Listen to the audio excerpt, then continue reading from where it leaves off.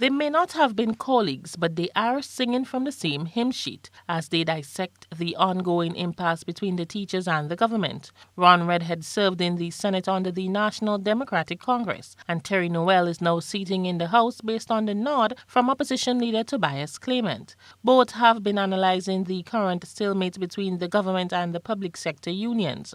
Ron Redhead tells GBN that while he understands the case which has been advanced by the government, he believes that the ruling administration's action contradicts its statements. I don't see the need to spend $30 million on traffic lights. I listened to the Commissioner of Police today, and I think we could do with some surveillance cameras at different entry points other than the main ports of entry in Grenada to help monitor the situation and keep people out during COVID-19. So it is a question, in my view, honestly, of priorities. And if the government of Grenada is serious about the situation, what they will do is not try to create this contention with the unions by saying, well, we can't meet this because our revenues is down, but try to meet them halfway.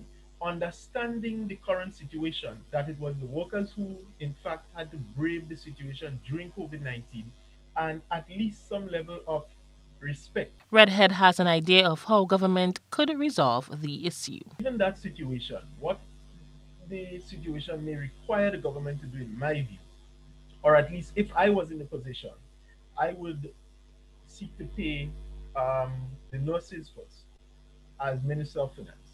That increase, and then I will pay the teachers, and then I will pay the general public servants within a particular period, which will give me more time as I continue to pay the increase to the nurses, then the teachers.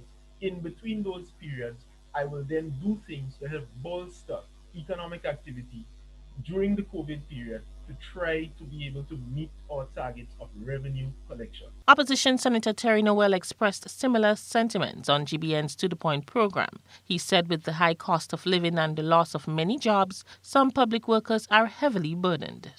I mean, a more progressive government to me would have done probably something of the sort, upgrade the airport maybe sometime before.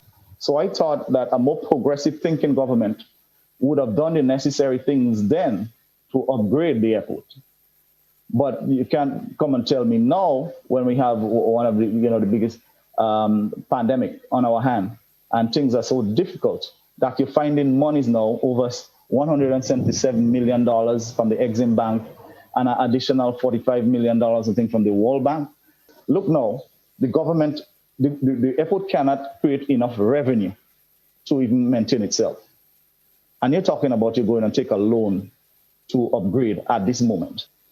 Again, the issue of all these are happening while workers are asking for the 4% increase. The government of Grenada and the union representative are expected to meet around the negotiation table in the coming days. For GBN News, I am Rena Pear reporting.